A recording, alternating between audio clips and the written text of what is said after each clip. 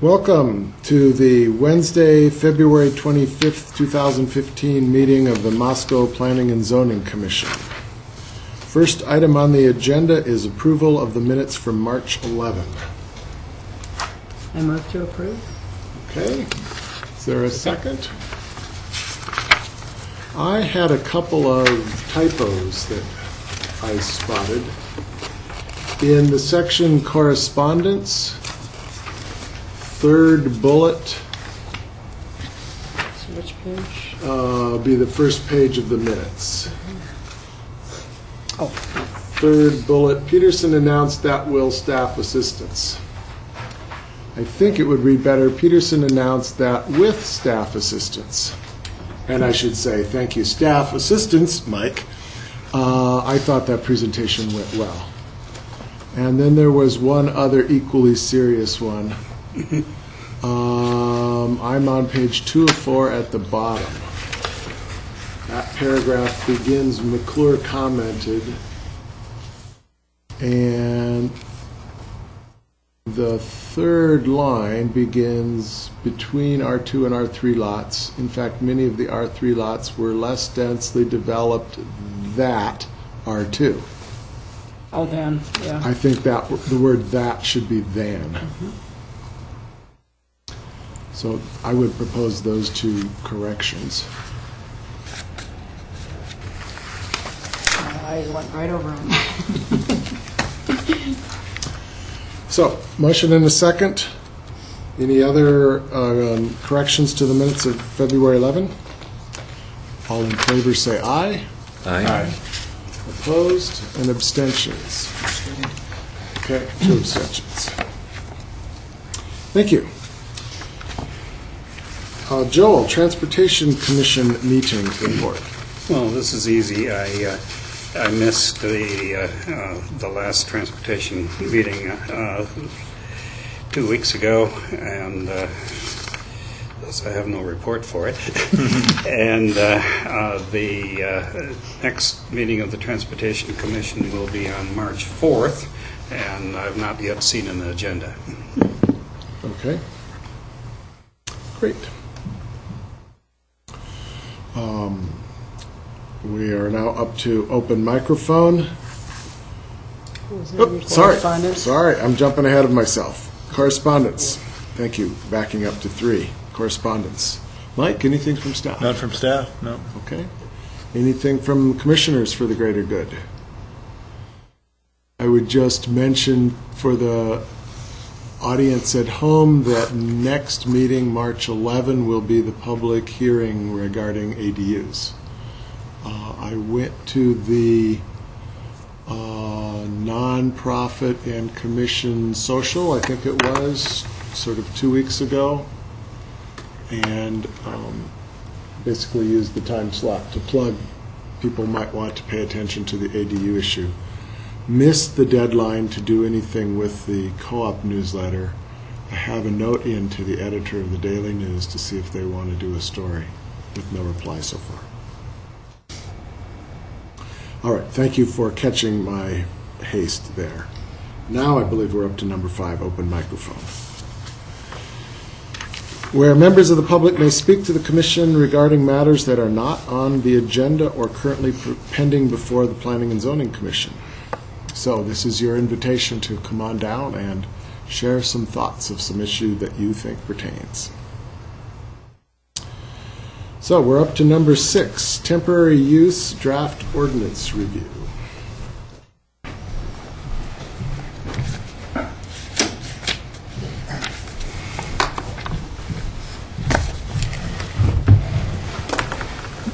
So I've got the draft ordinance here. Sorry I didn't get it out sooner. It's been a crazy week so far, so I printed copies for everybody.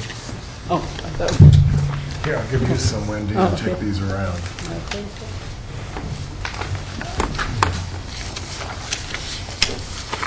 Thank you. We had discussed temporary uses at the last couple meetings, and it was Commission's direction to direct staff to prepare a draft ordinance for review, and that's what we'll be going through tonight. The first portion of the ordinance really deals with the zoning districts where temporary uses will be allowed.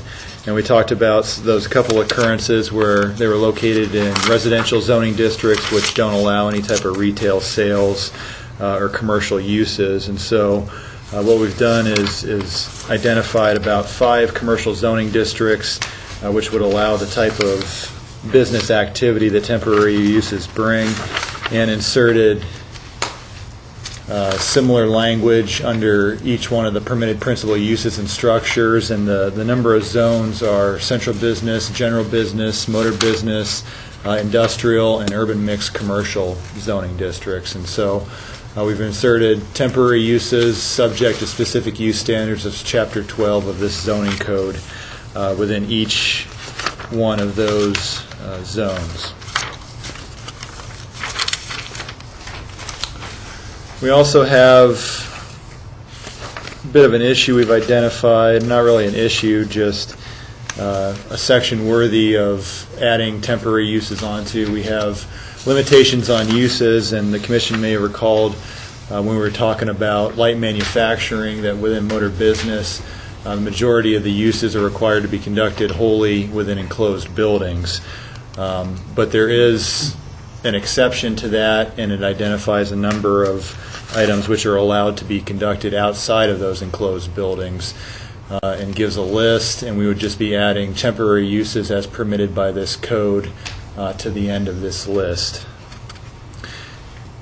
Discusses sales display areas for automobiles, mobile homes, trailers, boats, heavy-duty equipment, gasoline service stations, building material yards, kennels, outdoor advertising structures, and similar uses within motor business. So just adding that to that list, just so we don't run into any issues, because obviously a lot of the temporary uses have displays that are not within enclosed buildings. There may be a temporary structure associated with it, but it's not completely enclosed. And that brings us to Chapter 4, definitions. So we need to define what temporary use is. Definition that I've come up with, changed a little bit since last time, but essentially the same. Is a land use established for a limited duration which does not require permanent site improvements. Temporary uses include, but are not limited to, the erection of temporary structures for activities such as fruit and vegetable sales, Christmas tree sales, fireworks sales, art sales, and other retail sales permitted in the zoning district within which the proposed use is to be located, excluding seasonal landscaping supply yards. So we wanted to capture the majority of the ones we already see, and then other ones that could pop up that we couldn't obviously list everything that people could think up. So just added the portion in there, the other retail sales permitted within the zoning district, and then all those allowed uses within each of the individual zones. As long as it's an allowed use, you should be allowed to do a temporary use in order to do that use for a limited period of time.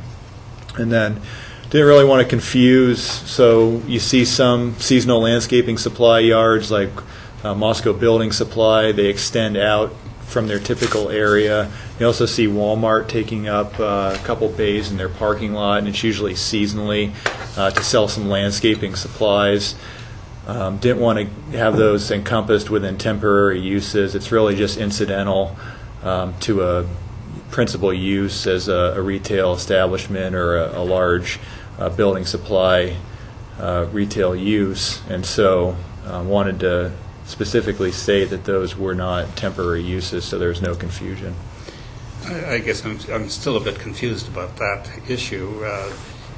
Are they explicitly permitted somewhere in the language? This almost seems to preclude them. They're not a temporary use, therefore they're nothing. Therefore they're not allowed. Well, they would be incidental. You know, it's an extension of a building material supply business. Yet I'm worried that this language might be interpreted as precluding such.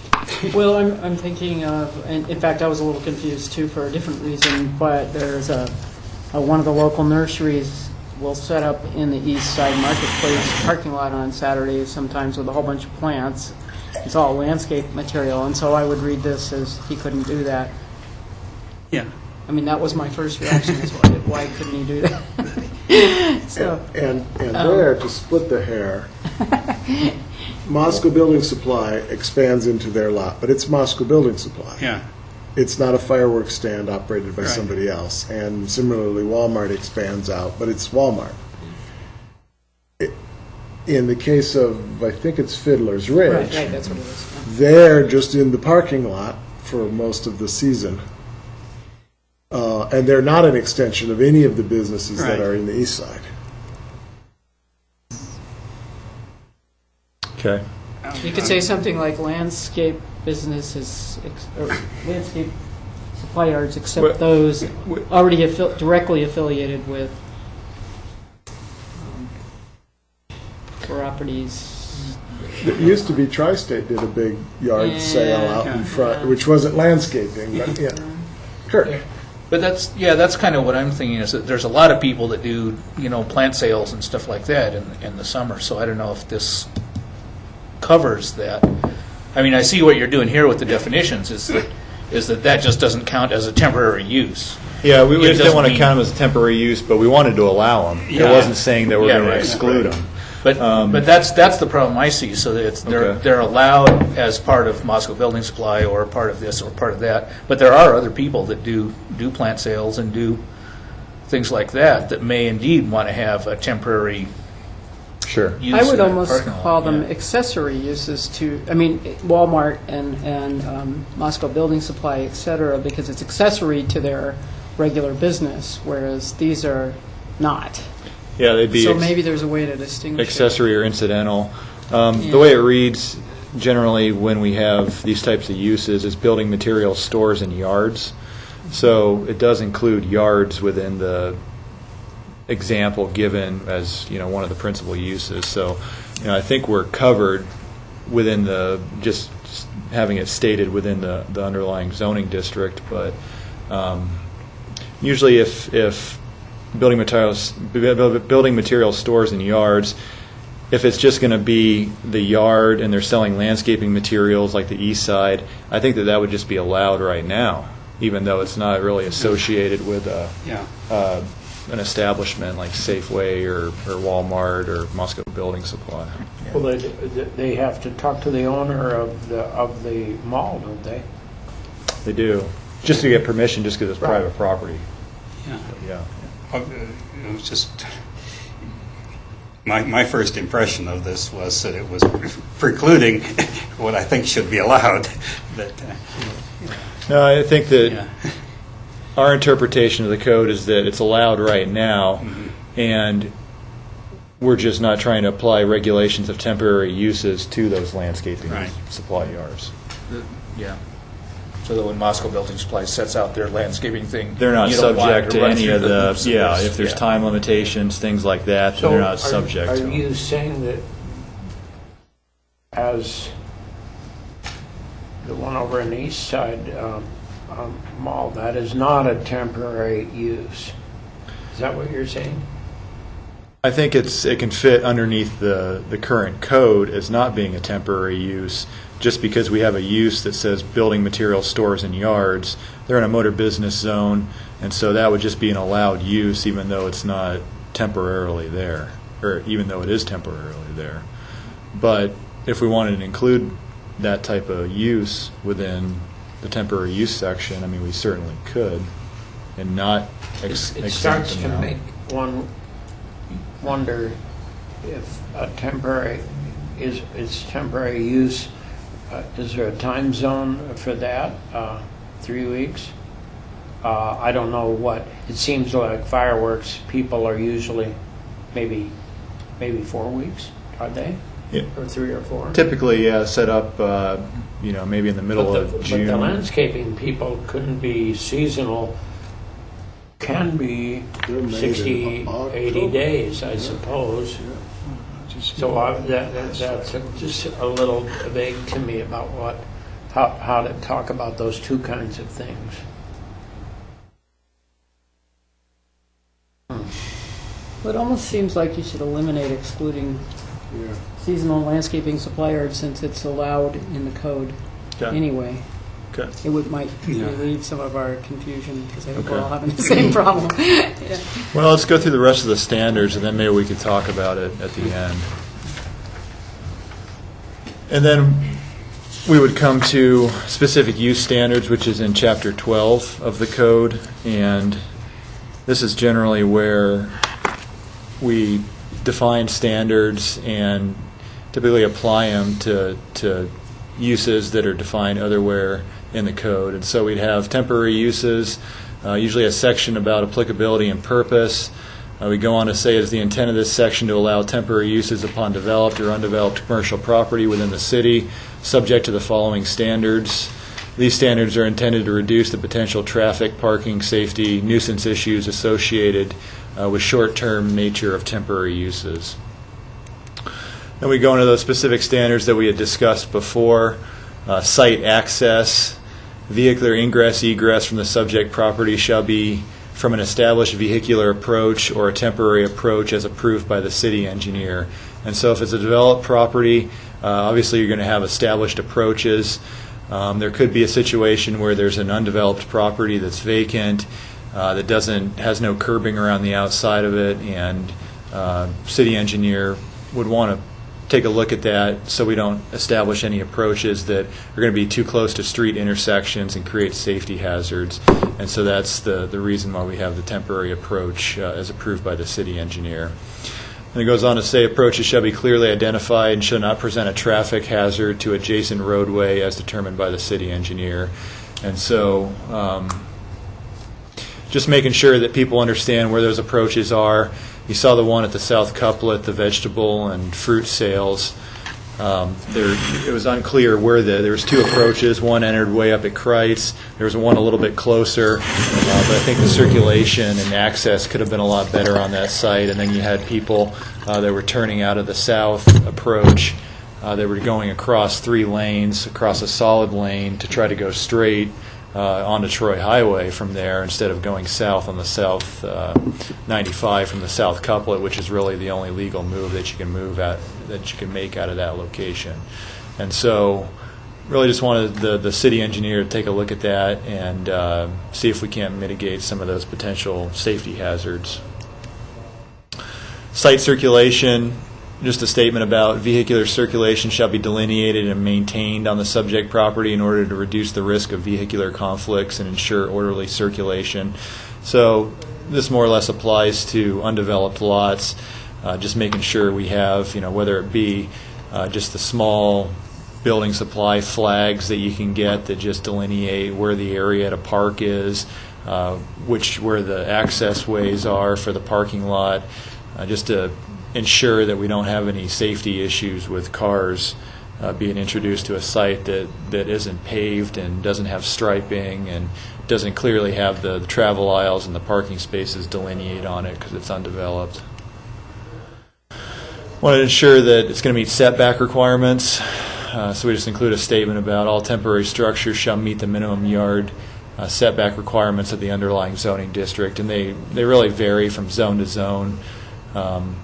Few zones, central business, general business, out of these don't have any setback requirements. Motor business, industrial have about a 10-foot setback, and so it's unlikely that any of these structures will be placed within the setback, but just in case, we wanted to just state that. Urban mixed commercial, no setback. You have a 5-foot setback in the front. You have a 5-foot build-to line, I guess, in the front. Okay, but I'm thinking of this vegetable stand.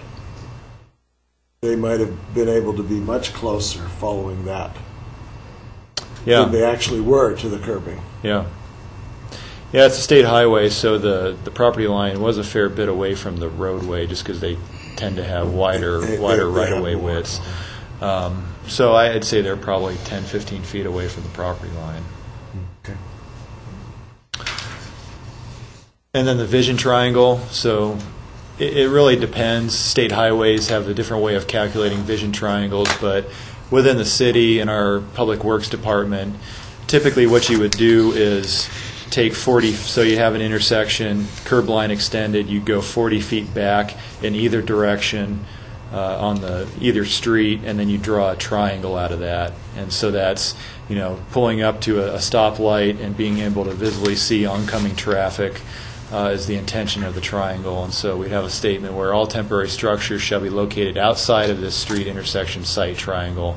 And then if they have any displays, goods, or objects, those can be placed within street intersection site triangles, but they have to be in accordance with our city standard construction specifications and drawings as adopted by City Council. And so within that document, it was recently adopted this last year as part of our street standards, and it limits the height of a lot of things to 3 feet. So if you have fences, if you have vegetation, trees, for instance, as long as they don't have any limbs that are less than, I think, 10 feet, can go within that area. But typically it limits most things to 3 feet in height. And so if they had objects that met that criteria, then I don't see any reason why they wouldn't be allowed in the site triangle at the intersection. So. And then this gets into duration. So in looking at other jurisdictions, a lot of those municipalities had dictated that the time frame that they'd be in operation be 30 days. And so that's just a point of discussion, and I think that that's where maybe the landscape stand comes into play, is if we're going to say that those are temporary uses, and obviously they exceed the 30-day every year, but I don't know that most other temporary uses do. Fireworks stand, even the fruit and vegetable stand at the South Couplet, I'm thinking this as an aggregate, so an accumulation of 2 days on the weekend, one weekend, 2 days the next weekend, as long as he doesn't exceed 30 days or they don't exceed 30 days within a calendar year, which I doubt that they do, since they're just in the summertime. I don't think they would have an issue with that. Fireworks, don't think they would have an issue. Christmas sales, the Christmas tree sales, usually they're maybe up for less than a month. So I don't, I just 30 was the time frame that most everybody else had, and so that's definitely up for discussion about whether or not that's sufficient, or it's a temporary use, so I think we need to have some type of time frame on there. But I wonder if you could throw in something there about you can renew it for another 30 days, something like that, so that then at least the city would have an eye on it if somebody wants to have 60 days, so that you can kind of review it. But I can see occasionally somebody maybe pushing up against that limit. Yeah, I envision the majority of these we're not even going to talk to, because they're not going to be required to get a permit. It's just the ones that are on the undeveloped property. And so if we have it 30 days and then have another 30 days, then they have to come down and talk with us about it, or I don't know if we'd issue them a permit at that point, or what would happen. So just to help clarify for me, so the St. Mary's Christmas tree sale over at Howard Hughes, that's not going to be included. The fireworks at Rosar is not included. Well, we have because these. Those are on developed. Yeah, and that brings us to the end here. We got to talk about nuisances, but we'd have a statement: permit required. A temporary use permit shall be required for any temporary use conducted on undeveloped property or property which does not have an existing developed parking area. Okay. So, well, that one. Doesn't that lets out the landscaping yards at Moscow Building Supply and Walmart? Well, I think I think the intention is that most of them still have to meet the criteria above. It's just you have to come in and get a permit for the ones that are on undeveloped property. Yeah. So how does that work with the site access? If the city engineer needs to approve the site access, but you don't need a permit? Well, or am I misunderstanding that? And so they should have established vehicular approach. So we have or in there. So vehicular ingress, egress from the subject property shall be from an established vehicular approach, or a temporary approach is approved by the city engineer. So most developed sites already have approaches off the highway or the road. And so there'd be, they already have it there. It doesn't need to be reviewed by the city engineer. If it's that property, even at the south couplet, they have approaches coming off the highway, and I think we just have to look to site circulation just to make sure that the circulation was going to be sufficient. Approaches shall be clearly identified and shall not present a traffic hazard adjacent roadway or determined by the city engineer. And so, all it would take is just, if there's something different they need to be doing, it's just the city engineer to go talk to them and tell them they need to, maybe put out a sign here, use this other approach, but not require a permit that they have to come down and get. Basically be up to the city engineer to just check. Yeah, if there was an issue, somebody complained about the access, then he'd go out there and take a look at it and see if we can get something done that would make the situation safer. Sure. Is a food truck a temporary use? We're going to draw a distinction, and so that I envision that as being the next one we'll tackle after temporary uses. Okay. But we talked about it, and I think it's envisioned that we treat them separate, similarly as temporary uses. In that if it's on undeveloped property, then maybe they have to come in and get a permit and talk to us. But if it's on developed property, then maybe we have some simple regulations, and that's it. So you could put a food truck in the parking lot of the Eastside Market without any problem? Yeah, I don't see why we would want to regulate that. I mean, they have an existing parking lot. They allow it's consistent with allow the zone. restaurants. We allow them. Our city attorney had just amended the code in order to allow a lot of these food vendors out in the public sidewalk and the public right-of-way, and so this is naturally the next step in order to address them on private property. But as of now, we've just said that, it's food sales, it's just an allowed use, and as long as it's in the zone, the correct zone, then they're just allowed uses.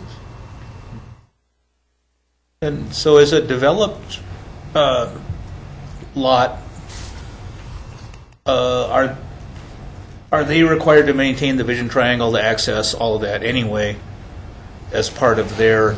They would be. Yeah.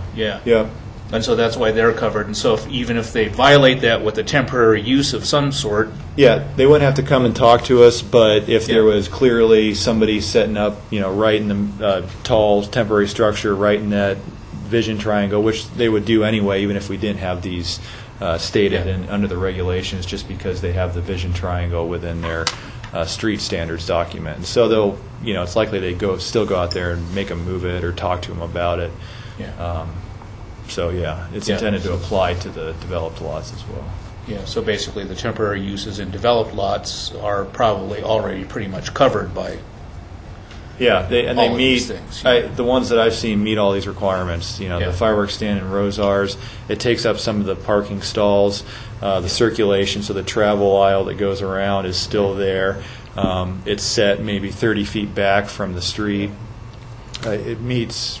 They already have those established points off 95, off of D Street there, and so there's none of the ones that I can think of have any issue with meeting any of these requirements.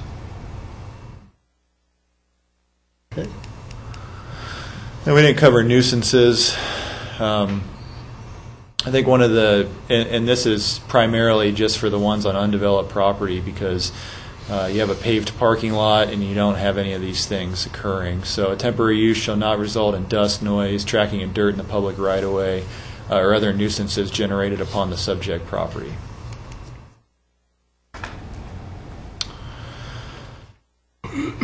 And then permit language, and that would be the crux of the regulations. So I guess maybe we should talk about the landscaping and Eastside Marketplace. Yeah. I mean, I think it would, under the motor business zone, I think we could say that it would fall under that one of the allowed uses for the district. It's just that if we want to specifically incorporate that in temporary uses and then, possibly restrict the number of days per year that they could be out there. I was leaning more towards, so it seems like we just want to make sure we don't catch the Musco Building Supply landscaping yard, et cetera. So maybe the language should be more, instead of landscape yard, it should be a use that is an extension of the established commercial business, or, you see what I'm driving at there? Okay. Because, the landscaping might be a little too specific to, like road, tri-state used to have in the tent sale and stuff like that. That just to make it clear that if it's sort of a little extension of an existing business enterprise that's there, then it's not considered a temporary use. Okay. An outdoor use for an existing right. business. So outdoor landscaping or supply yard incidental to a use that's permitted in the zone. Something like that. I guess that brings us to the landscape Fiddler's Ridge and Eastside Marketplace. Then, if we include that language, does that mean and we go with the 30 days? Do we have anything else beside? Is there any other example of something that isn't an extension of an existing business, really, but that stays long? Well, sometimes it's like got one away with Starbucks coming in, but drive up espresso places in the middle of parking lots would be an example, maybe. Or would that be a permanent? I guess that would be a permanent. Because they're they're not secured a car. to the ground. I was thinking of Dawn with Yeah. her Airstream trailer, but that was, that was mobile. Yeah, she Yeah. had secured it to the ground and everything, though, Oh, so okay. we'd say that was permanent. Yeah, I think the Fiddler's Ridge thing is the best example, and it kind of makes sense to me that they would be counted as a temporary use because they're not connected with any other business there. They set up for a certain amount of time, so I think it's fine that they have to meet the standards, and I think that's a good slot that since they're an existing developed lot, they don't need a permit, but they just have to. It kind of brings them under the rules that are already in place for the developed businesses that are there. You see what I mean? Is that kind of making sense? And I guess my sentiment is, I think I'm hearing that from others, we don't want to preclude what has clearly been going on at Fiddler's Ridge with their, just want to be sure that this ordinance doesn't trip that up in ways, whether by including it and then saying only 30 days, which could be a problem for them, or by being unclear about excluding it. And so I don't know if we can resolve, other than our sentiment, I don't know if we can resolve the words tonight. Can you put the language back up of the temporary use? The bottom five words on the line, Can you say something like excluding uses which are allowed under other provisions? Other parts of this code? Yeah, other parts of this code, such as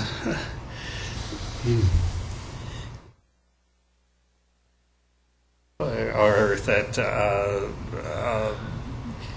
uses which are allowed under other parts of this code are not considered to be temporary uses.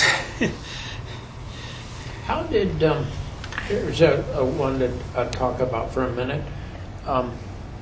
Patty's Kitchen, as that developed, did that cause any questions to come up? I mean, it started out in this little metal building and kind of grew like Topsy and became various things along the way. And it was land that they, I presume, leased or rented. Yeah, they own the property now. They own it now. Yeah. It's from the railroad originally, right? I think. They were. Well, they you know, just- when it was a coffee shop originally in that little metal building, and then it Yeah. just kind of grew, and I didn't know if that had brought up any questions along the way, because it seemed to be every other 6 months it was different. It was really a very intriguing development.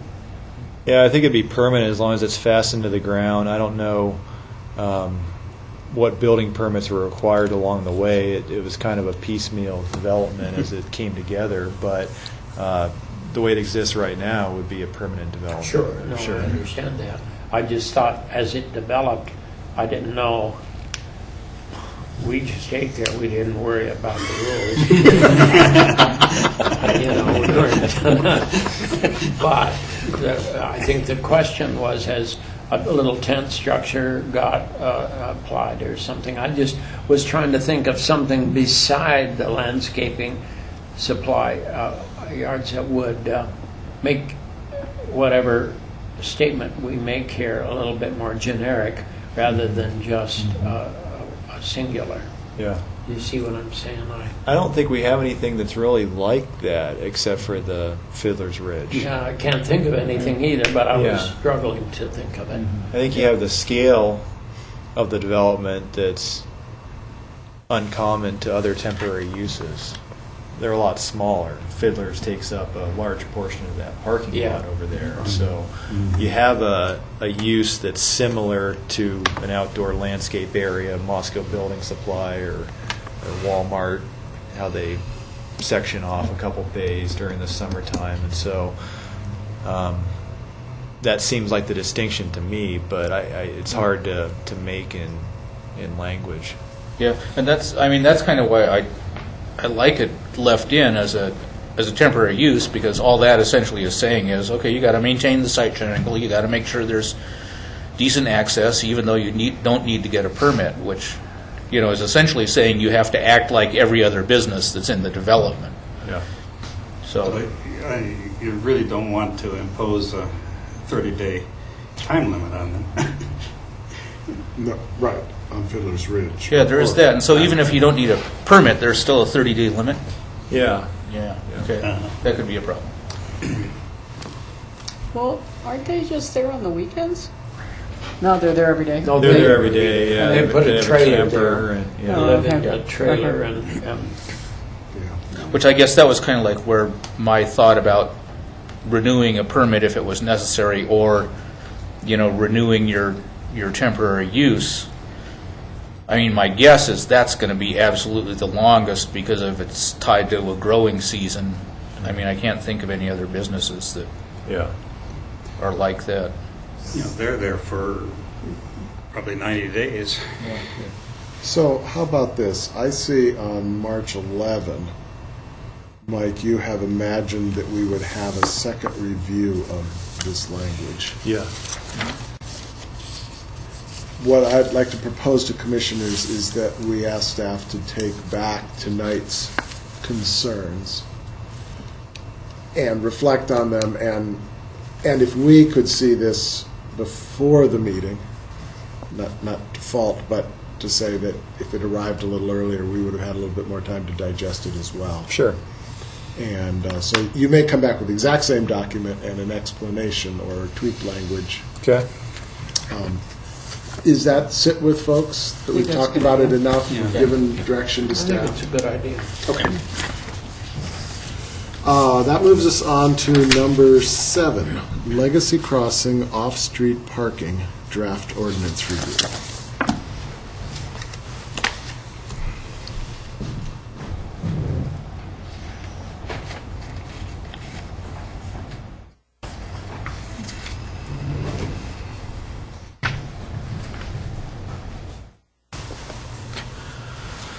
So we had brought this up at last commission meeting, it may have been at the end, but we kind of went over Legacy Crossing just to have it fresh in everybody's mind, just the boundary of Legacy Crossing.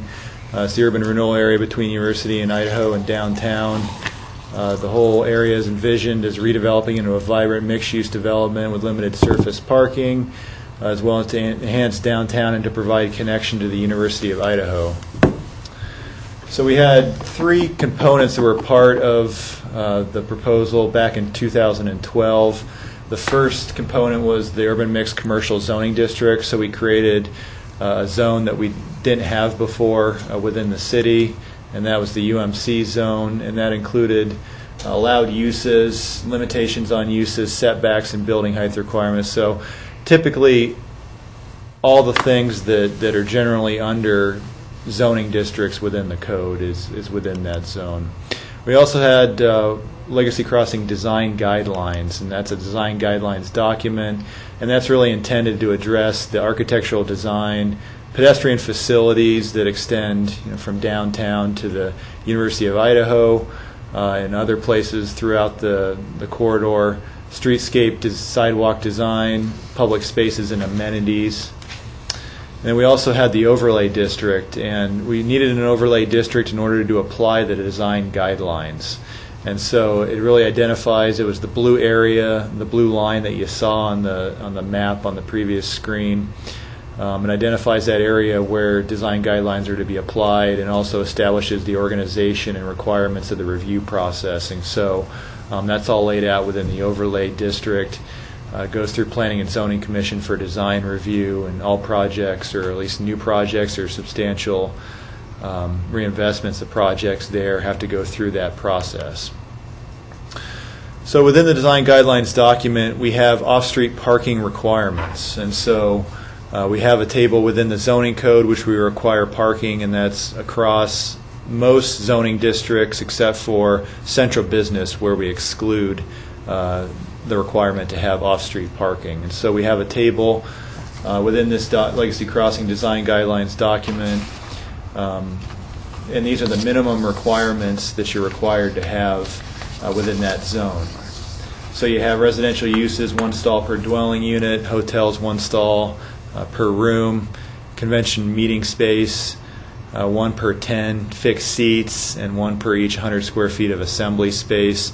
And then for office, retail, and other uses, there's no minimum parking required for those types of uses. And so this is within the design guidelines document. We also have, under the urban mixed commercial zoning district, we also have off-street parking requirements. And so there's some redundancy here. We have the minimum required is basically 50% of the required by the code. And so that master table that we have within Chapter 6, you would take the requirement there and you'd apply the 50%, and that would give you your minimum required for the certain type of use within the urban mixed commercial zone. We also introduced a maximum allowed off-street parking, and so this is unique to the urban mixed commercial zone, in that we had never introduced maximum allowed off-street parking before. And the language that we currently have underneath the zone is that you can't exceed 100% of the minimum required, and that's within the master use table that I had talked about. Looks like this, and it's found within Chapter 6. And so it goes through all the uses that we have in the city and applies some type of calculation or a standard to each use. So a 1-bedroom studio apartment, 1.25 stalls per dwelling, 2 bedrooms, 1.75 stalls per dwelling. A lot of the commercial uses are on a per square footage basis. So medical, dental clinics, 1 per 200 square feet, for instance. So the issues we have right now is that really our first review process that occurred recently with the URA parcel at the corner of 6th and Jackson, and so staff had done a review on this, really identified there was conflicting regulations, because we do have 2 codes, the overlay district, the design guidelines, and then we also have the urban mixed commercial zoning district. And so it's confusing to staff, and it's confusing to developers working through the process. And so just for instance, you have residential uses. If you were to apply a studio or 1-bedroom apartment calculation, the design guidelines would say that you need 1 stall, and urban mixed commercial would say that you need 0.625. And so the intent of the overlay zone in the design guidelines is to reduce surface parking. And here we have a zone that could be applied in other areas of the city. It's not specific to this site, but it's going to be tough applying it to other areas because it's intended to go between downtown and adjacent residential or lighter commercial or the University of Idaho. And so when you think about applying it to areas around the periphery of downtown, they already have a lot of established uses, and when we looked at applying it to the North Main Street corridor, it was hard because you had created too many non-conforming uses there. It really didn't fit. And in this area it does, just because you're largely working with a clean slate within the Legacy Crossing area. And so on the onset, we'd envisioned it in other areas of town, but after exploring those areas, I don't think that it would be fitting to expand it to other areas in the city. And so I think that it's likely that Legacy Crossing will be the only area that you'll see the urban mixed commercial zone. And so I think we need to make the parking regulations consistent, and it doesn't make a whole lot of sense to have the design guidelines have a higher requirement than the underlying zoning district. And so if we look at 2-bedroom, same case, we have the design guidelines, 1 stalls required, and urban mixed commercial 0.875. And so what we do with these fractions is we just add those up, and at the end you get the total requirement. So if we were to look at a 20 studio apartment example, Legacy Crossing, obviously 20 stalls, and urban mixed commercial 12.5. And so you're a little over half of what's required in the design guidelines. So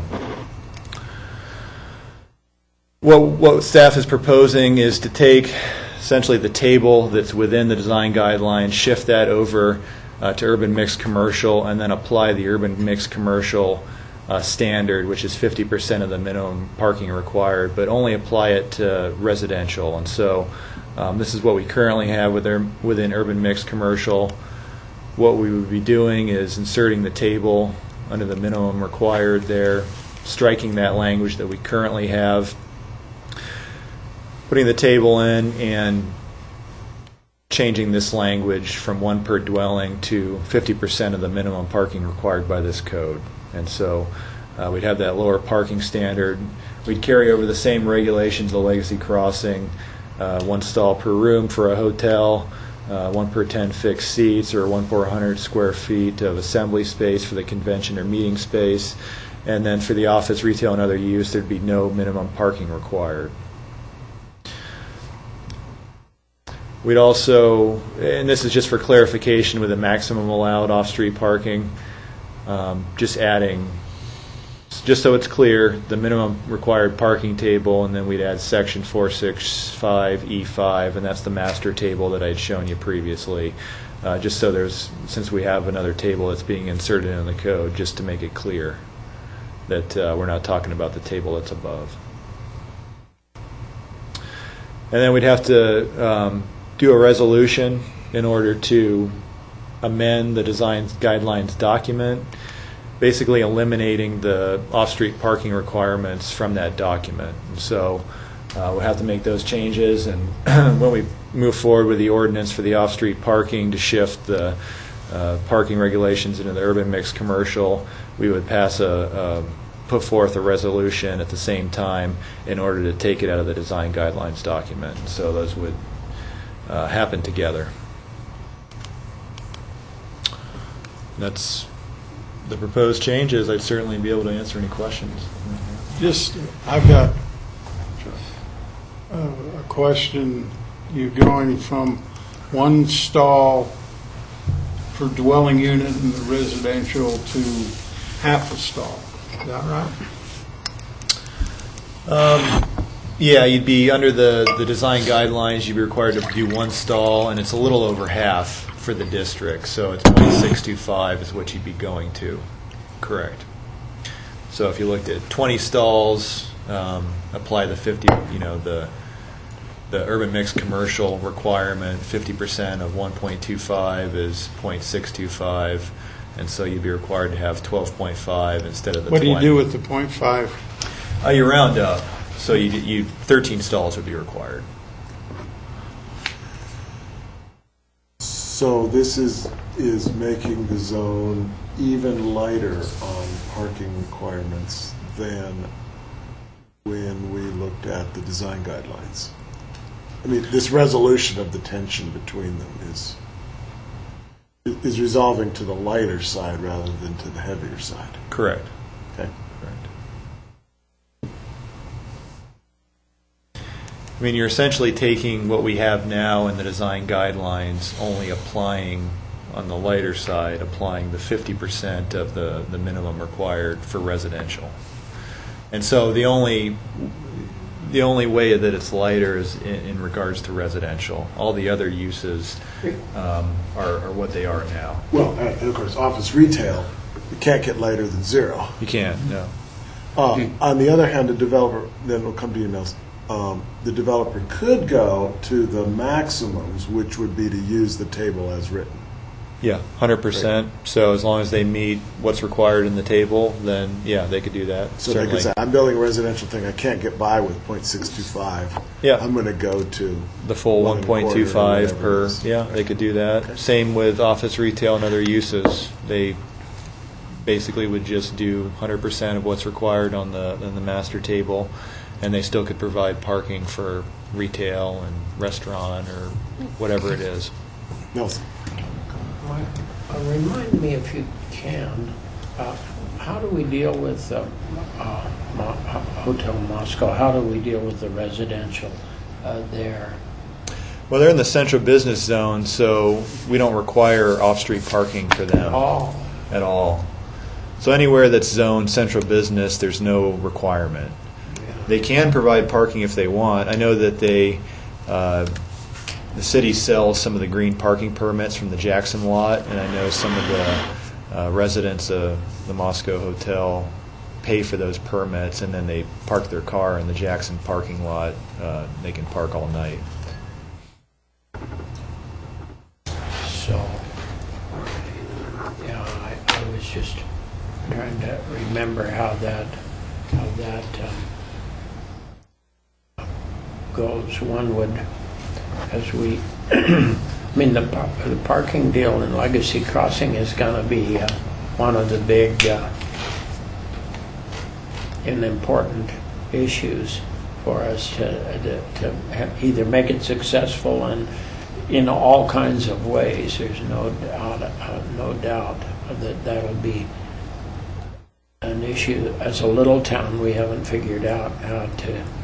Well, even big towns have a hard time. After all, Portland fought like mad over how many parking spaces they were going to build downtown and how many they weren't, and what was really going to. Well, I'm not usually an advocate for parking, but I see a problem with this, or I don't not see a problem with it, I guess. When you look at downtown, it's got a street system where we regulate 3-hour parking on it, and so retail is able to, and office use has to move. You know, they can't just. I think it should be reduced to 2 hours so that we open up more parking and keep employees downtown from just stuffing their cars there and moving them every 3 hours. But that aside, how's that going to be? Are people not going to own cars in Legacy Crossing? I mean, we have at the University of Idaho has huge student lots where they just store their cars all semester. I mean, I don't see how this is going to work. If by reducing it even below where it is now, you know, in the design guidelines. I guess I'm just not seeing. Well, it's the intended purpose. that if you look at the master plan of the streets that bisect the development, so you have College and then you have a street, So you two don't streets have that street. internally go up, and so it's envisioned that you have a lot of on-street parking. But is it going to be parallel. regulated to 3 hours so it's a shared zone? That would have to be a conversation for the council to have. I mean, if people have to, you know, after 7 or something, they can store their car there all night till the next morning. But otherwise, it's just going to fill up with people living there, just stuffing their cars on the street all the time. In a dense development, not in a neighborhood development. So Well, I guess what I've imagined is that right now we have a central business district zone area, I don't want to use the word zone, where the city is doing several things to manage parking. Right. Both some lots and the on-street rules and the green permits and stuff.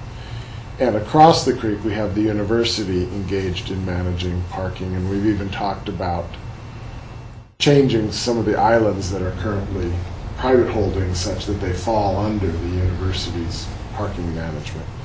I imagine that the two systems will meet at the creek eventually. That the city will, as Legacy Crossing develops, expand its downtown parking management area out towards the creek. And so to address exactly, because otherwise you're exactly right. It's going to I'll become get park an apartment storage. there and I'll park my car in the street Yeah. and I'll leave it. Yeah, why wouldn't you? I mean, if you lived in that neighborhood even. So, The other or thing, why would you buy a university permit? if you Why- could, what, right, if you could park $400 close a enough. year to Right. park in a gold lot when you could walk a block and just leave your car and park Legacy Crossing. Right. So I'm not sure this is going to work. I have some reservations.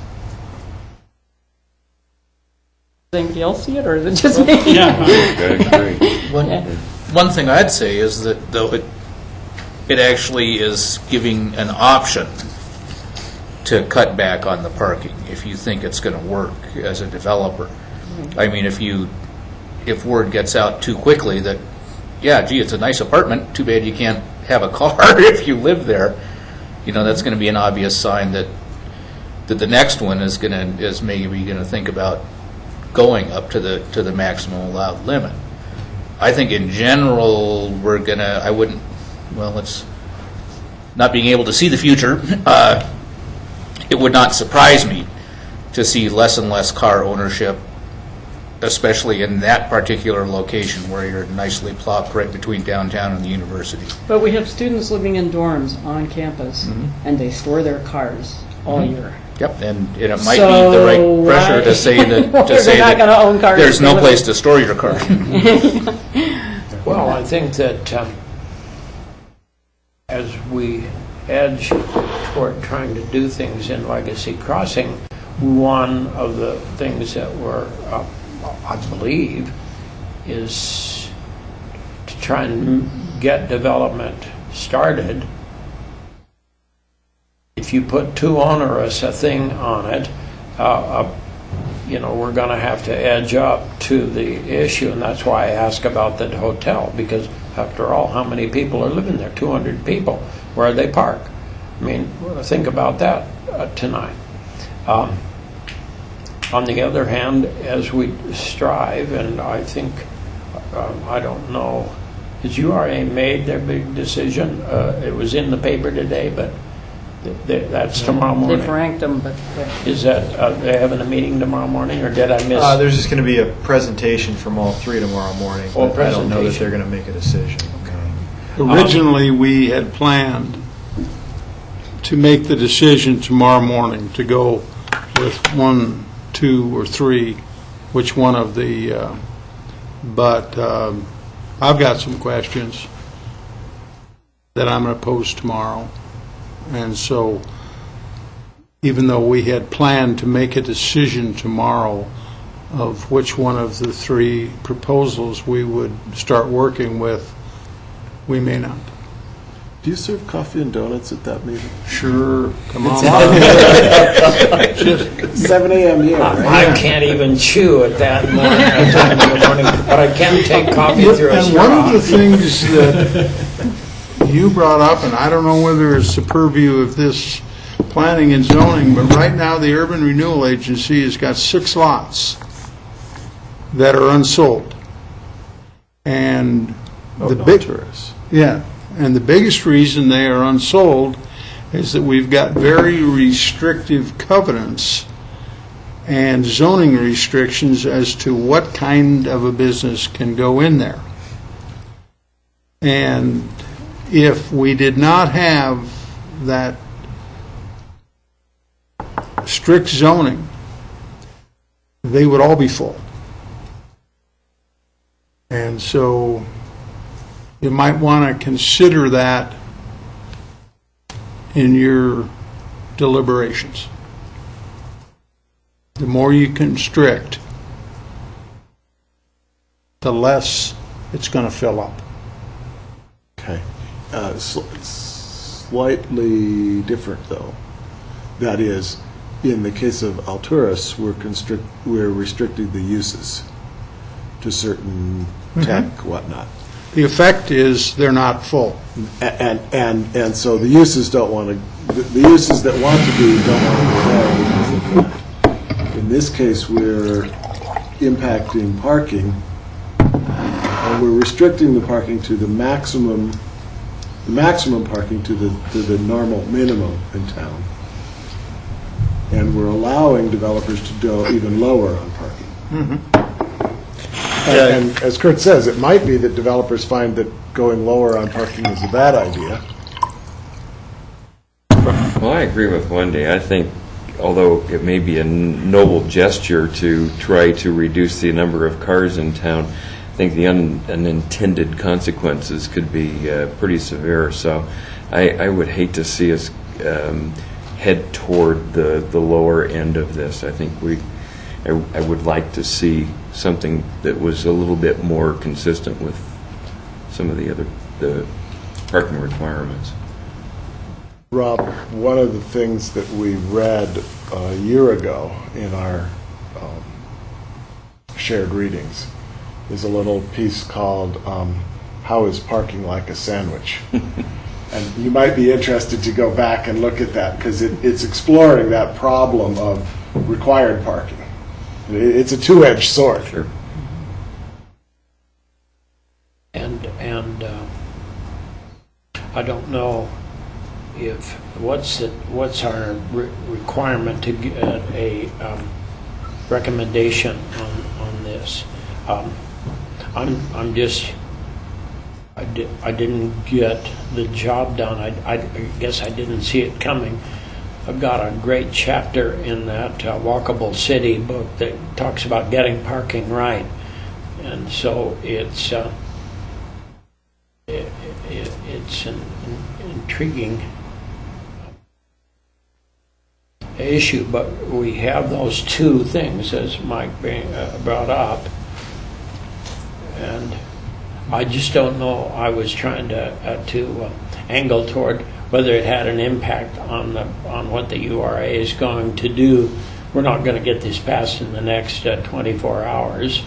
No, it has nothing to do with... But there's a conflict there that we see. No, it has nothing to do with that decision. It was just as I was going through and reviewing those proposals. No, I understand. It was the first time that had actually occurred since we had passed the regulations. And so that was just one item that we had identified, was that we have conflicting parking regulations, because typically you don't have it's those things that we talked about before: the building height, the massing, pedestrian ways, street ways that are all in the design guidelines. It's not really intended to have off-street parking requirements, and so you have that conflict between the ones in the zone and the ones in the design guidelines. Mm-hmm. All this is really doing is taking that conflict away and just putting the table that's already required in the design guidelines in the zone. So we're really doing the same thing that's there today, just making it clear that this is the requirement, so you don't have to go to two different locations and they don't contradict each other.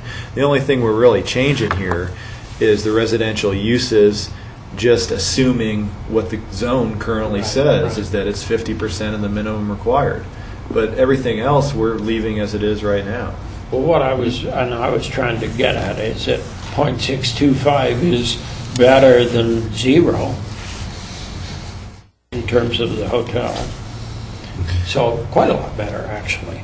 And whether it really works or not, I mean, we can stay here all night and talk about parking as we have done over the last 25 years. There's a 1912 building about how much parking it would require, and there's a high school kids parked here and there and everywhere, and they're blah blah blah. So I don't think it's a giant issue right at the moment, but I hear what you're saying too. about Legacy Crossing as we edge toward what I think is a great potential at Legacy Crossing. I certainly feel like we have to get started. If we try to make everything so rigorous that we, that things don't pencil out or can't work, that's not so good. Of course, I didn't make city council, so apparently my concepts weren't very good. But when people were asking me about downtown and whether you could park or not, and I think other people might have a different view, I was thinking, wow, that's cool. Having a parking problem means that we're having some success in our town. There's stuff going on. What you don't want to see is some town down in southern Georgia where no one is downtown and there's a parking place everywhere. and that isn't something we want to see. And so I was really happy about the fact that occasionally you have to drive around the block to find a place. It's a good problem to have. I thought so. There are worse but ones. Then people... I don't think that was the reason I got it. I'm okay, Michael, with what you're doing there. I don't see as a big issue. Usually it comes down to the developer.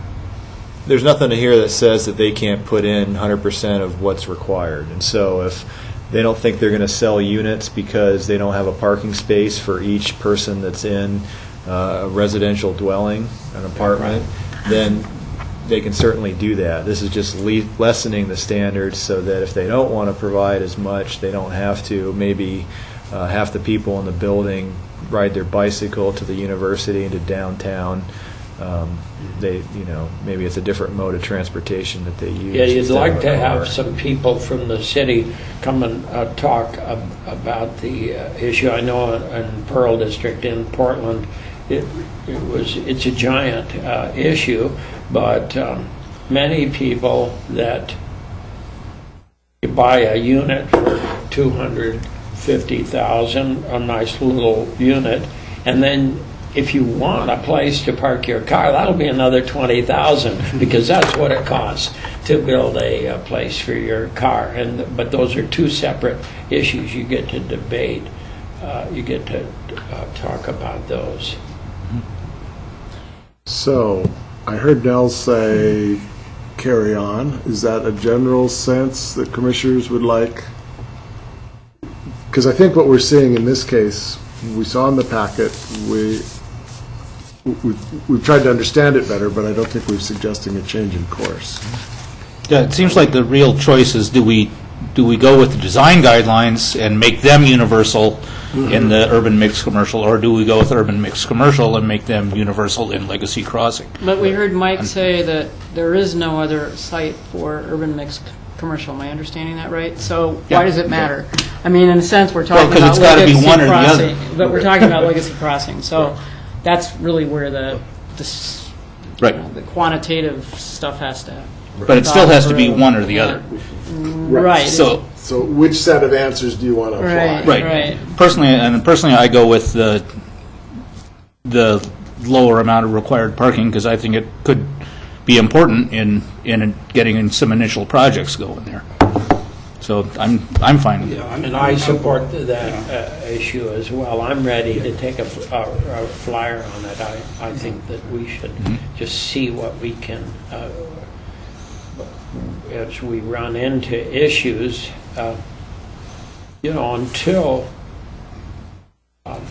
the south lots, when the university decides to do something with south lots, that'll be a little SODO, in effect. That's one issue, and until Kreitz begins to move, we won't have a holistic view of what Legacy really is.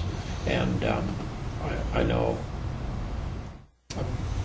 So, I think we can. At least I would support what you're recommending, Michael. Personally, I could do that. Yeah, likewise, I'll support Mike's proposal. So how about this? I will work with Mike and Bill and figure out if we need to bring this back for again, Mike has down here as a tentative, that we would have a second review in 2 weeks of what we just discussed. If there are tweaks or whatever, or maybe we'll just decide, given the sentiment we just heard, we ought to move to public hearing and start the process to notice it. But it probably would not be on March 11 then. It would probably be March 25. So we'll figure out. If we think we need to have another round of this conversation, we'll bring it back. Okay. And if not, and I'll sit down with staff and figure that out. Thank you. So, Mike, number 8, accessory dwelling unit deed restriction review. Okay.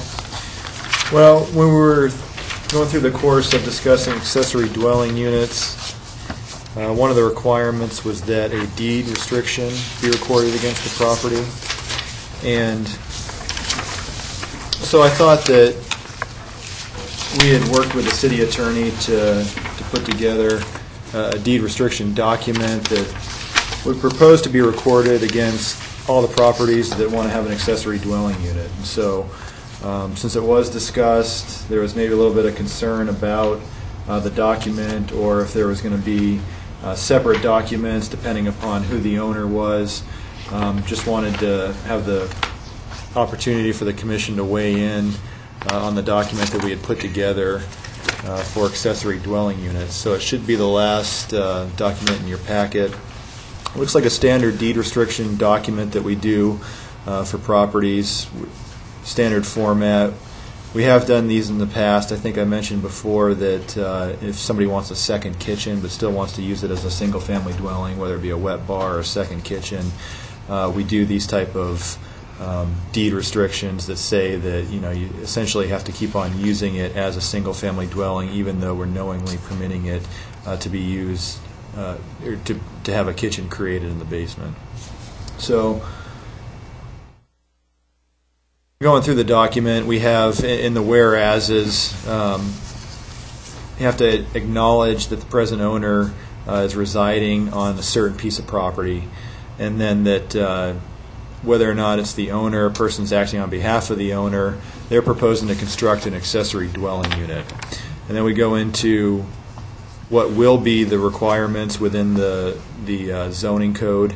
And these are still pending because obviously we haven't approved an ordinance for accessory dwelling units, so these could change. But as they sit right now, we have these 4 sections which talks about prior to the issuance of a building permit for an ADU, they have to record a deed restriction on the property stating the owner must reside in either the principal or accessory dwelling unit. Has to be approved by the city attorney, and it will be binding on the heirs assigned subsequent purchase of the property. And then it goes into what it means to be owner-occupied, that it's reflected in real property records, who makes his or her legal residence on the property, and then as evidenced by voter registration or similar means. They reside there 6 months or more out of the given year. Also excludes corporate trusts as being owner-occupied status. Then it also allows for the community development director, should there be a circumstance where there's military service, employment sabbatical, family medical leave, qualified absences, it gives an opportunity for the community development director to issue a waiver in those certain circumstances.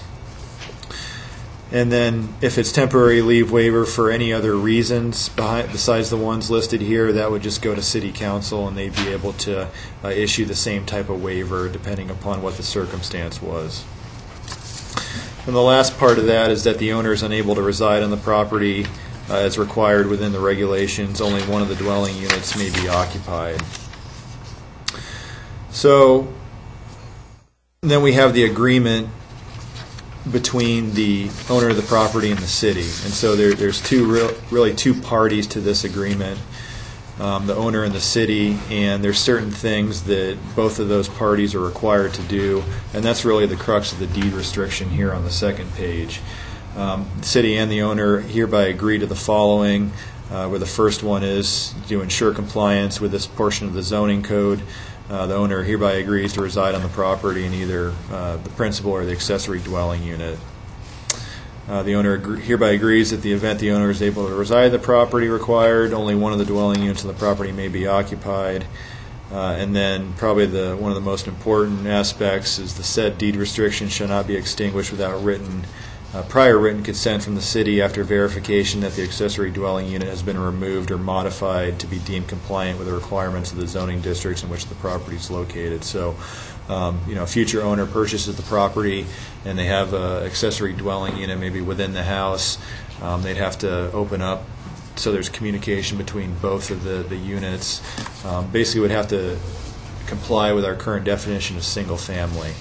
If it's located in an accessory structure, maybe above the garage, they would need to do some things like take the kitchen out, convert it into just garageable or storage space above the garage. And so the city would like to go out there and inspect those circumstances, and then we would allow the deed restriction to be extinguished at that point. There wouldn't be any deed restriction on the property anymore. Define the parties involved, owner and the city. Just have the typical deed restriction or legal document requirements with failure to comply. Obviously binding on heirs, assigns, and purchasers. States the covenants to run with the land. So list the deed restriction shall run with the land, and restates the heirs, assigns, and parties. And it should be recorded with Latah County Recorder, is what it states. So that's really what we do as far as deed restriction documents, and certainly be able to answer any questions. Do you have an early comment about the deed restriction idea?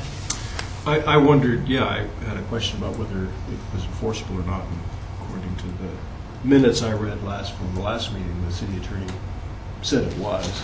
I still don't think it's a good idea, but he answered that question. Yeah, and we had discussed that as well. He said it's enforceable. Really the thing it does is puts the future owner on notice that there is a deed restriction on the property. I think Greg brought up before that really it's in the code, so it's required anyway, which is true.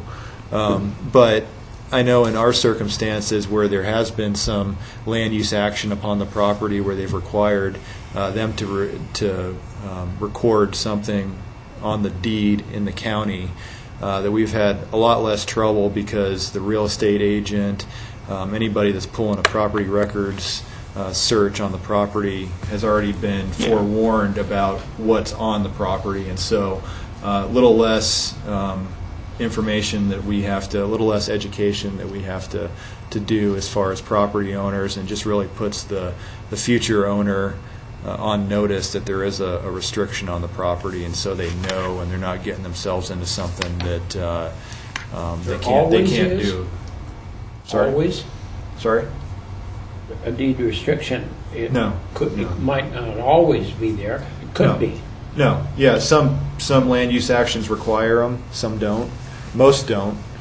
I mean, we only do them really for second kitchens, and then sometimes how we define a lot. So if it's under common ownership, maybe somebody doesn't have a sufficient width to build what they want on there, so they combine lots, but they want to keep them, with a property line in the middle. Sometimes we'll do a lot tie agreement saying that, well, you develop the lot under these requirements, and so you have to keep it together. Unless you can do a division and legally divide it, then you can certainly do that. But those are kind of the most common that we do. Yeah, because restrictions like this, that's what pops up on a title search. Correct. So somebody buying the place will immediately get notified that, oh yeah, there's this restriction on this second unit that unless you're living here, you can't rent it out.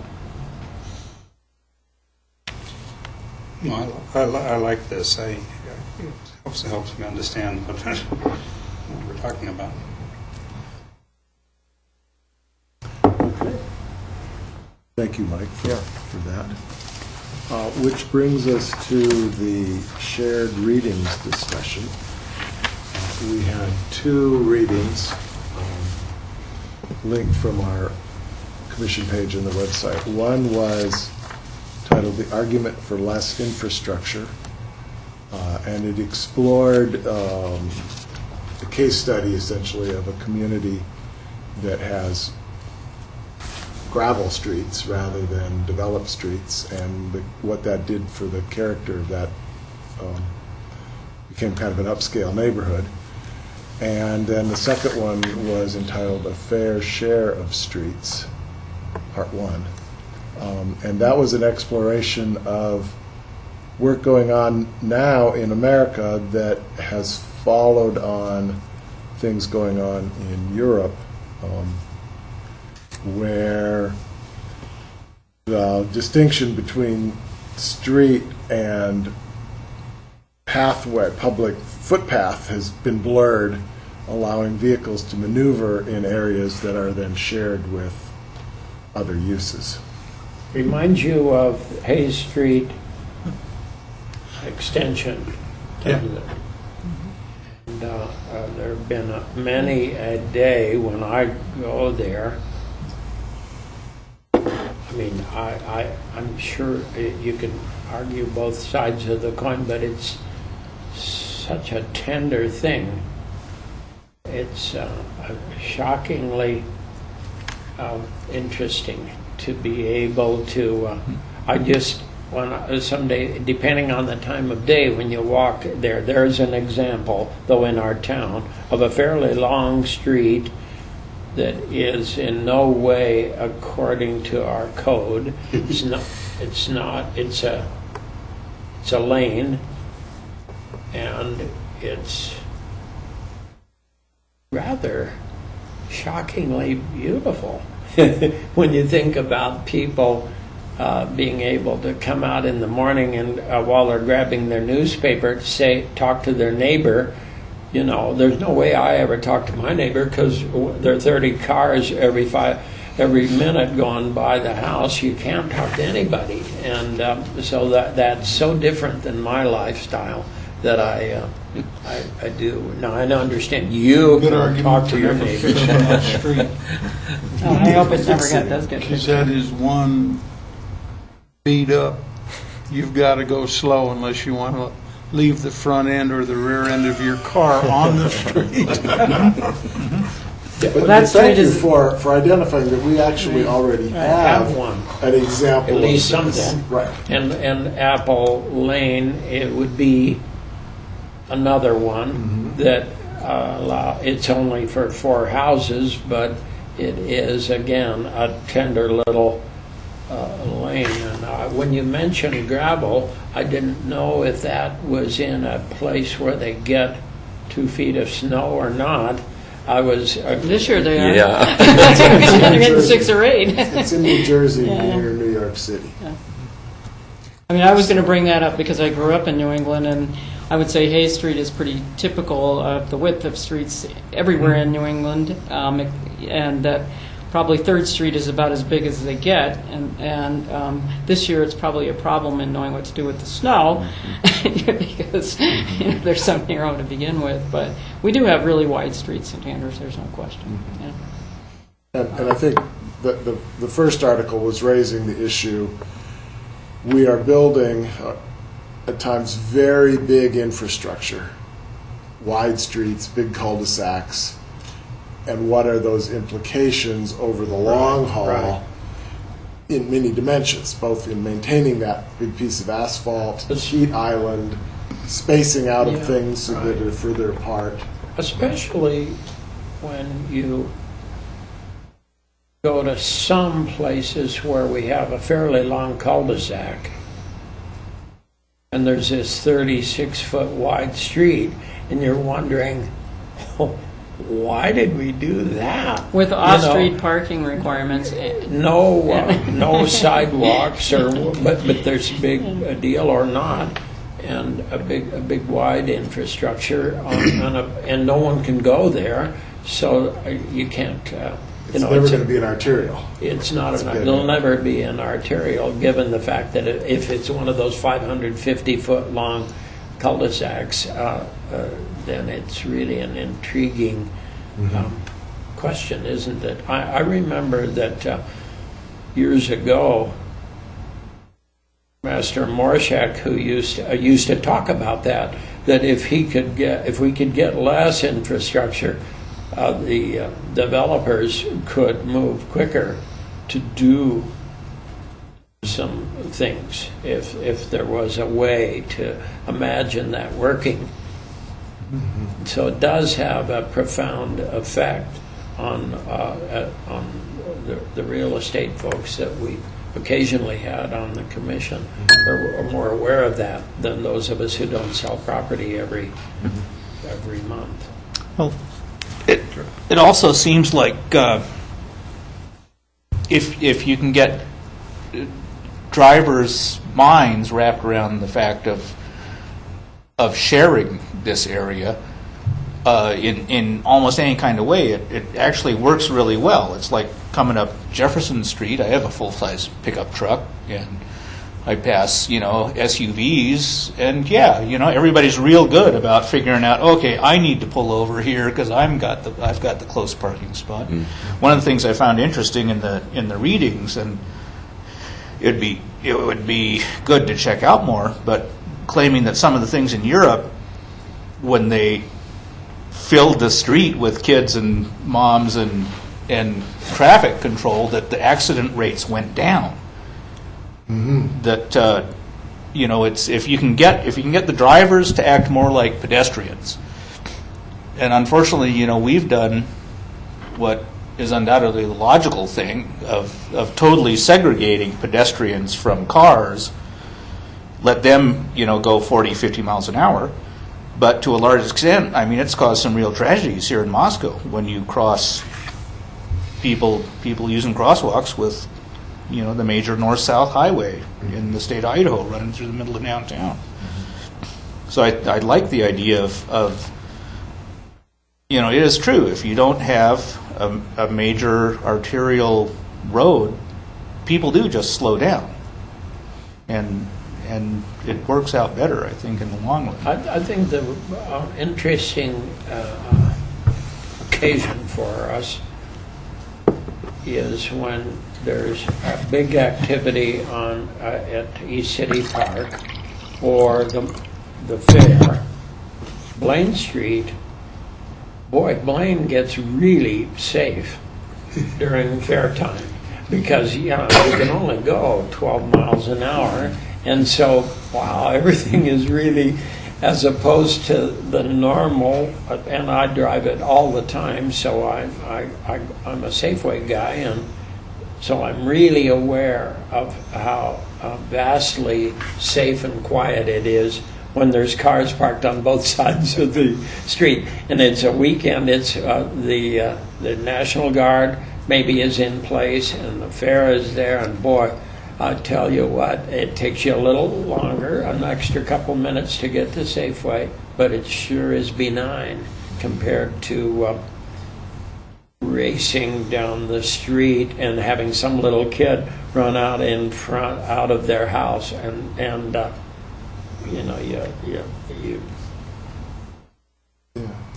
And I'm hoping, I'm not sure I have the fortitude to come tomorrow morning at 7. But I would like to see the proposals for 6 and Jackson.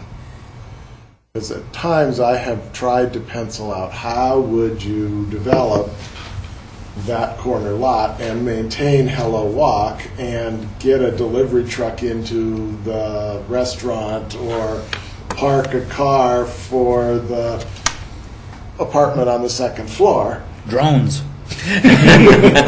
That, or take some of this idea and say, we're going to actually have a roadway. It's going to come in from this point. It's not going to be narrow and tight. It's going to be gracious, and it's going to have bollards in places, and it's going to have people walking in and out of it. And that truck will go through there, and it will stop and be an inconvenience for a little while, and then it will move on. But nothing will happen fast. And I think that's the only hope for developing that whole Hello Walk diagonal through there is, yes, you mix vehicles and pedestrians in some slow way. To some degree, we've tried it on campus. And when we closed the campus back in '80, there were a lot of anger.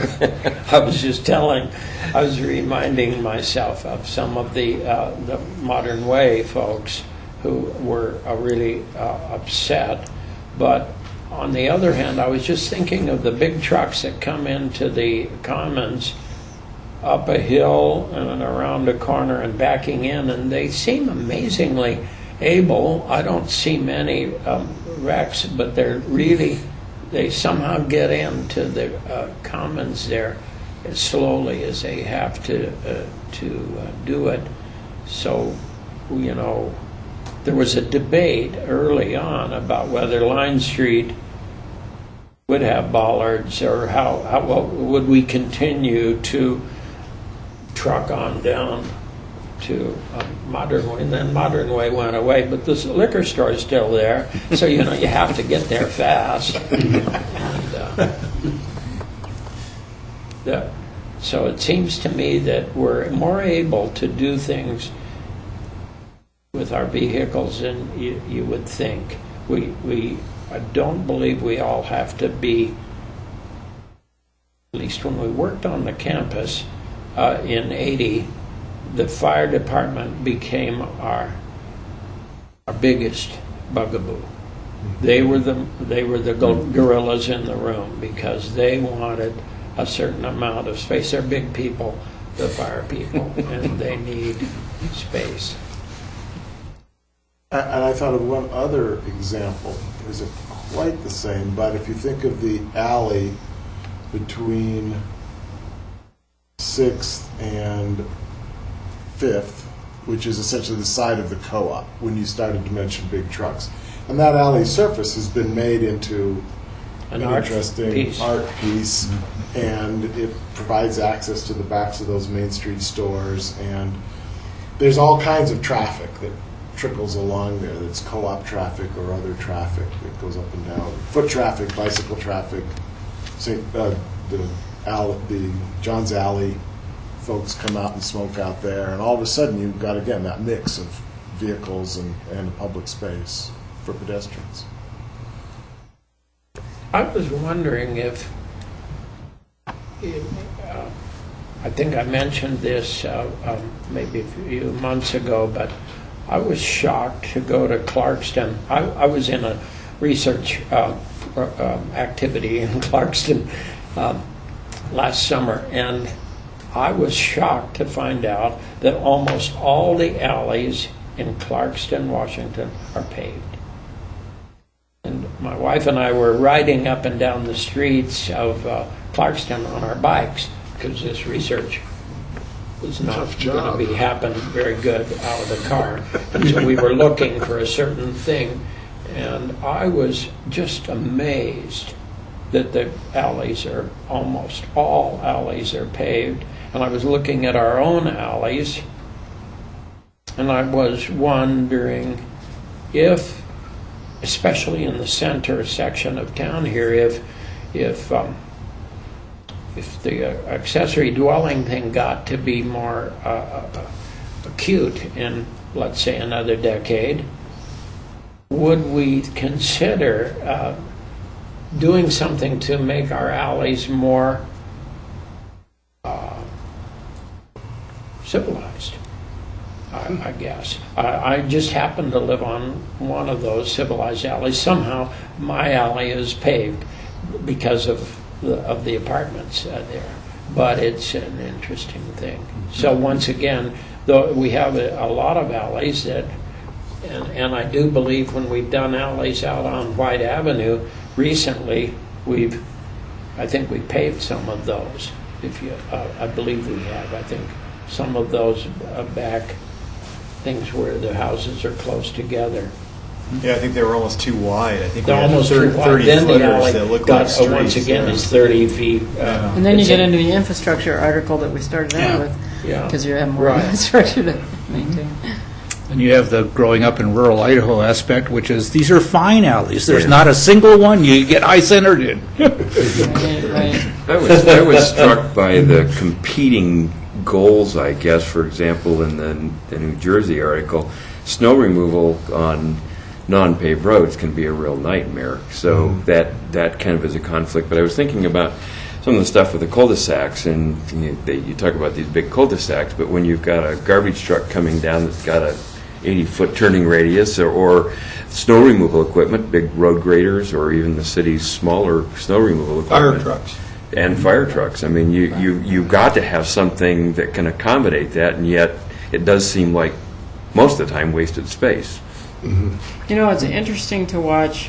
The alley that goes behind my house has a jog in it, and there's a garage that kind of is right there. And the garbage truck and the recycling truck go into the alley because that's where everything is. They load up and then they back out all the way because they can't get around that Well, they fence. can't so get they can around do that. it. Yeah, they can do it. And I think the other point in that infrastructure article was when it's clear you're paying for it, you come to some different conclusions than, because the way we've structured our current development process, who's doing the paying gets somewhat obscured. Yeah. We say the developer paid for it, but of course they didn't pay for it. They put it into the mortgage on the house you bought. And that taxes that you're paying don't pay for maintaining that street. There's not enough revenue there, so But then most taxpayers think that that's what they're paying. But that's what they think they're paying. So then all of a sudden the city is scrambling. Where's the revenue? Yeah. And if you said to well, you need to pay this much more. Well, no, I don't need that much street. Now, how do you balance that with the desire for fire protection? Yeah. There's the trick. Yeah. It brings up a question I've had. I like to walk the alleys in town, but who is paid for the alleys which are paved in the residential areas? Are they paid by adjacent owners, or has the city? It seems to be sort of random out in the east side of whether they're paved or not. Well, it's usually if there's an apartment building and they had utilized parking spaces that use the alley as a travel aisle. So they have to bring it up to our parking lot standard if that's the case, which means it has to be paved. So if you have more than four spaces back there off the alley, then you'd have to bring it up to the standard. So if you had a row of 20, 45-degree stalls coming off of the alley for an apartment complex, then you'd have to pave adjacent to the stalls. I've seen some of them out just this side of Hayes, that north-south ones, purely residential. There will sometimes be maybe a couple lots worth that are paved and the rest gravel and so on, raising the suspicion that it's probably the adjacent people that have Got paved them. together and did But theirs. I'm sort of curious about it.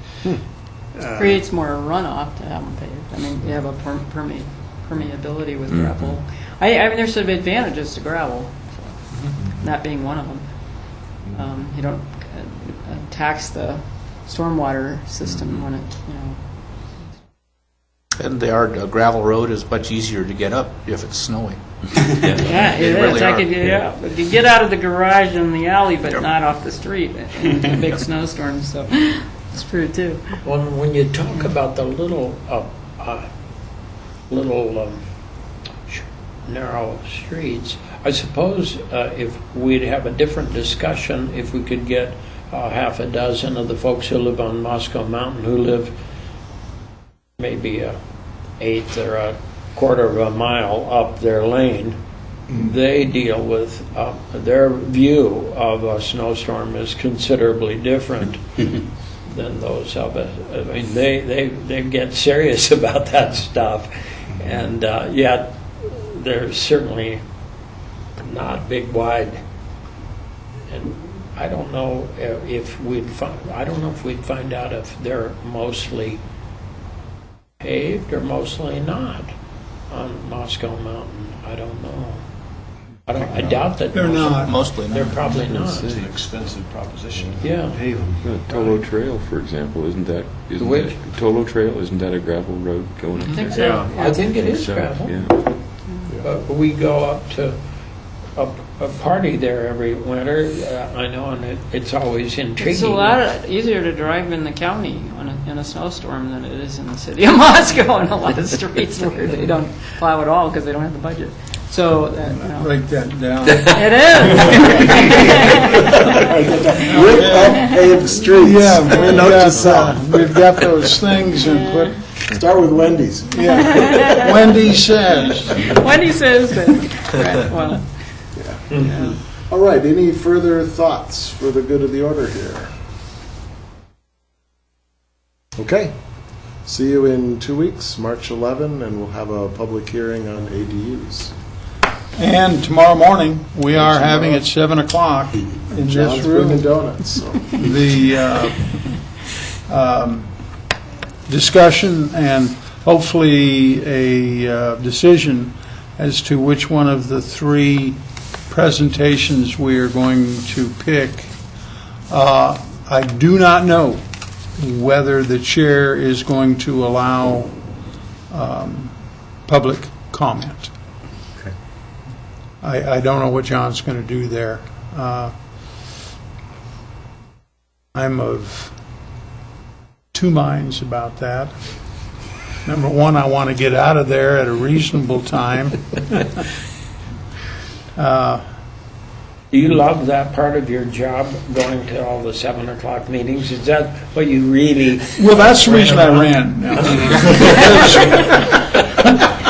I can count on a 7 o'clock meeting now and again,